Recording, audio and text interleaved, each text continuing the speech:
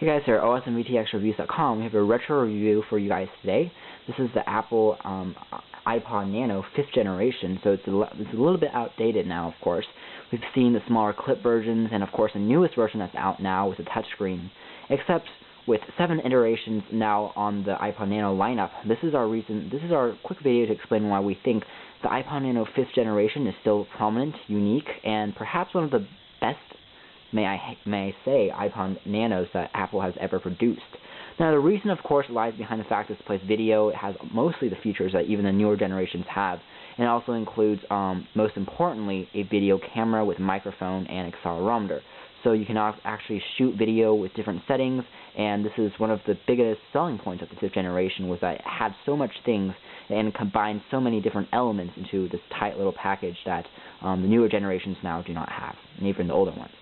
So in terms of design and architecture, it's really on point with even the older models. For example, if an iPod Nano 2nd generation here, the 2nd generation was made entirely out of metal. The newer ones is made out of metallic material, and I have to say the newer generations are feeling a little bit more cheaper than the older 2nd generation ones, simply because the older ones is kind of like made out of the same material as the Apple iPad, which is a solid one-piece aluminum finish, and when you hold it in your hand, it's really cold because it's metal, and it's also really solid.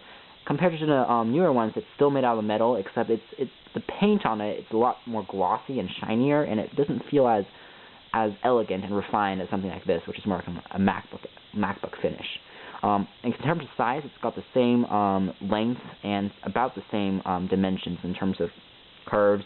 The 5th generation does have that curved back, which was pretty popular back then, and you also have this device came in 8 gigs and 16 gigabyte capacities.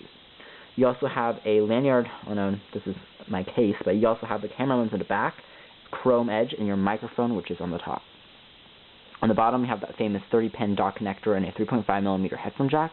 And on the top, you have that hold key, which is made out of metal, and it can hold the device into place and turn it off. That's pretty much it. You have the famous scroll wheel, which is capacitive sensed, of course, and have the 2.2-inch TFT display. The screen itself is pretty large and it's pretty vibrant. It's definitely great for watching photos and videos, as the device promises to do.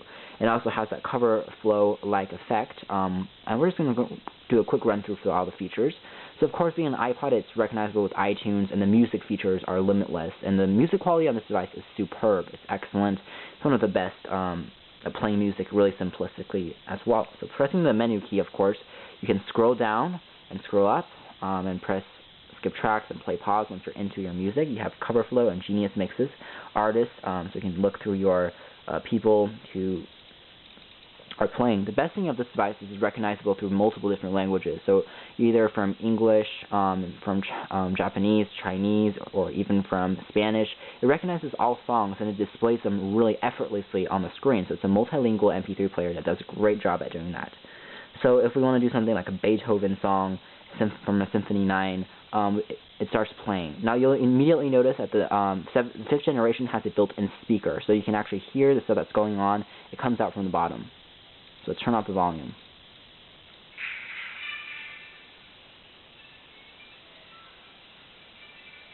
Let's play the next one.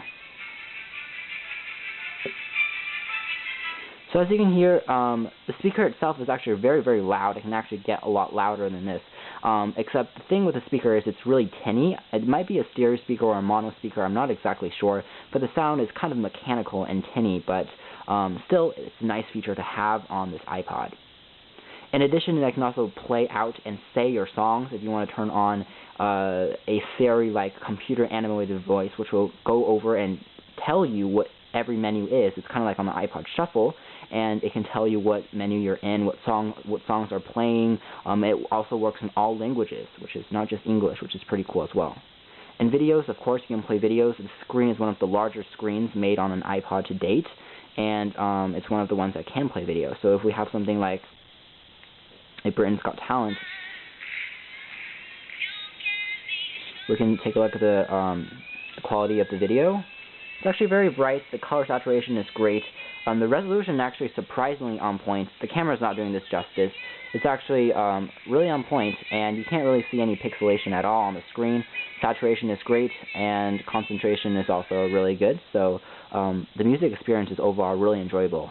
and it's something that you can do with a built-in headphone and watch videos on the go. You also have photos, of course, which allows you to view photos in slideshows, which is great. The iPod Nano 5th generation also has an accelerometer, which is superbly fast, unbelievably fast, and it rotates around 3 axes instead of 4 axes, but it still works fine, and again, the screen is really a joy to behold. You kind of see your work on the bottom there. You also have podcasts, so you can display your stuff and your quick little tunes out loud or with your speakerphone, and you can subscribe with that on iTunes for free or with cost. You also have a radio built in this model, which allows you to connect a earphone into this device, and let's try that right now. And then you'll be accessed to a interface where you can play back and search for different radio signals. Now, the radio signaling technology is pretty cool. You can search through it in this very nice receiving aesthetic view, and it also can actually pause live radio and rewind live radio back 10 minutes, which is a great feature as well. You can also tag songs, live pause, favorites, and do all the stuff that we've come to really love and enjoy. But the biggest selling point of this device is probably going to be its video camera. Again, this is a feature that only this iPod has, and it really just pushes the limits of what an iPod Nano can be. In addition to video, to music, with an accelerometer, playing a few games on this, which, may I say, iPod got rid of on the 6th and 7th generation. This is the only device, I think, that has the most features for your money. So it's the best value, too. And nowadays, you can pick one of these up for fairly cheap because it's getting outdated as well. The video quality is quite good. It's nothing to write home about. It's definitely not HD, except the frames per second is definitely superbly smooth. You're not going to have any stuttering at all, and contrast rates are also really good. Again, the accelerometer works great for doing things. Quick memos and a few memories can be recorded quite nicely. A thing to note, though, is the video camera does drain the battery quite fast. However, a video camera in such a tiny little thing is quite a commendable task, considering you have so much different features that Apple fit in with this particular model. Having this video camera is just one of another reason to purchase this model up. You can also have these different views from normal to X-ray to sepia and black and white, and you can shoot video in this really entertaining manner. For example, kaleidoscope. Let's record a video. There we go, and bring it around the house. This is my finger underneath, as you can see. It's just really interesting. It's really entertaining. It's simplistic, and it's fun to use. Pressing it again saves your video. So then we can go in and watch our videos back and